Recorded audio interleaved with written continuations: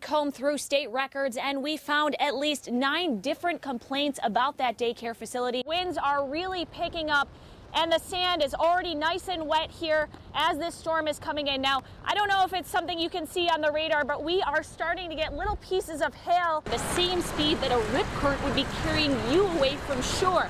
It doesn't seem like a lot, but the second I pick up my feet, you can see I'm already moving back pretty fast. Pieces of metal were literally blown off the roof and 2x4s were thrown around like toothpicks. Now residents here say they have quite a bit of damage and they hope to rebuild. If you live within the 10-mile radius like this neighborhood here in Covert, the first thing you're going to hear are sirens. That means turn on your TV and your radio. Look at how hot it was.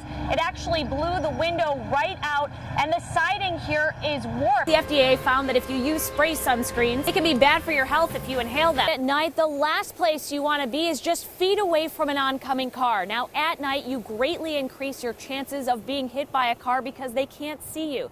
That's why you want to make sure you wear bright, reflective clothing. I am one of those early shoppers who decided to roll with the punches, if you will. Found one thing that was made in the USA, so it looks like my dad's going to have to become a soccer player.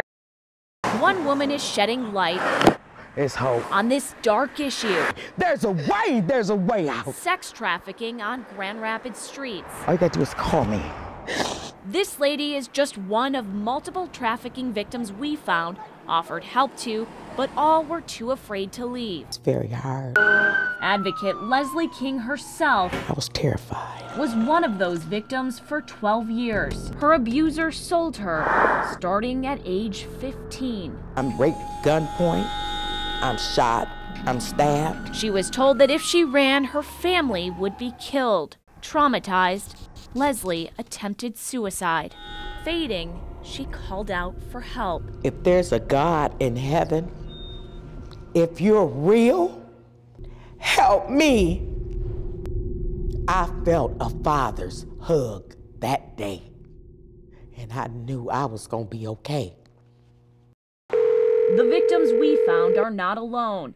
In the last 4 years, the National Human Trafficking Help Hotline took more than 1,000 calls from Michigan. Compare that to about 600 in neighboring Indiana and about 470 in Wisconsin. Despite those numbers, Michigan Attorney General Bill Schuette says only 5 Michigan criminals went to jail. The reason? The victims of human trafficking may be reluctant to talk about what might have happened, and so we're trying to work through all of that. The state recently launched a task force of police, social workers, and lawmakers to address the growing problem. State Senator Tanya Shoemaker hopes new internet trafficking laws could come this fall. I think this commission will determine which laws need to be updated. As for King, she says she's ready for change. What do you want to see happen? I want to see Grand Rapids acknowledge that it's here. King's abuser eventually went to jail. Hello, Sacred Beginnings. And now runs a nonprofit she says has rescued How was your meeting today? 400 women. With her support, Joy that you give us. they now have a way out. To see Hurricane Sandy's destruction, head to Staten Island. I don't even know what's going to happen. I have no place to live. See compassion. Okay, guys. Head to this lot full of West Michigan volunteers. Just use your volunteers to man the window. Roy Powers and David Aguilar came cross-country What I'm basically looking for is the group of folks standing outside. for a simple mission. Our objective today is to search and serve. Their goal is to build up Were you home? No, we weren't home when it happened. Thank goodness for that. what the storm has taken down. Right now, I'm just besides myself. And I just wish this would just be over. A small meal and some water Just follow the directions on the package. may not seem like much, but sometimes the little things have big impact. They didn't just go, they stopped. They actually stopped and said, do you need anything? Soon smiles fill the window. I want food. There you go. And for a moment, life feels normal. Oh, we love everybody. Yeah, we don't discriminate over here. We love them all.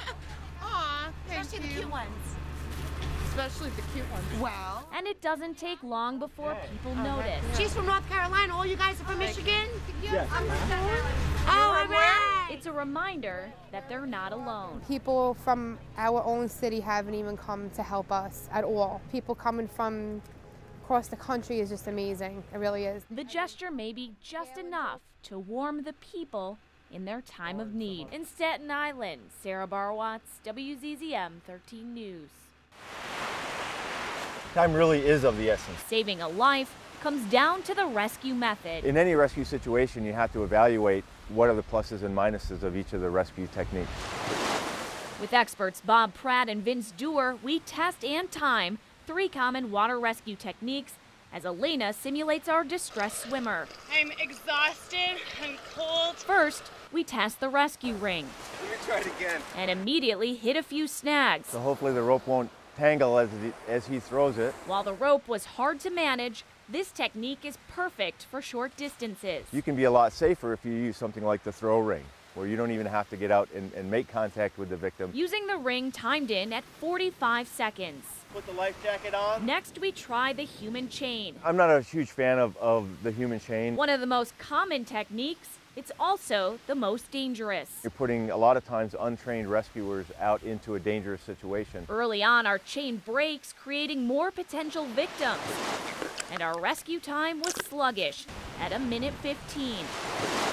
The last thing we test is a surfboard. You can use that very effectively to get a very long distance in a very short period of time. The minus, surfboards aren't always on the beach. Still, it was the safest and fastest, getting to Elena in just 36 seconds. Oh, thank you.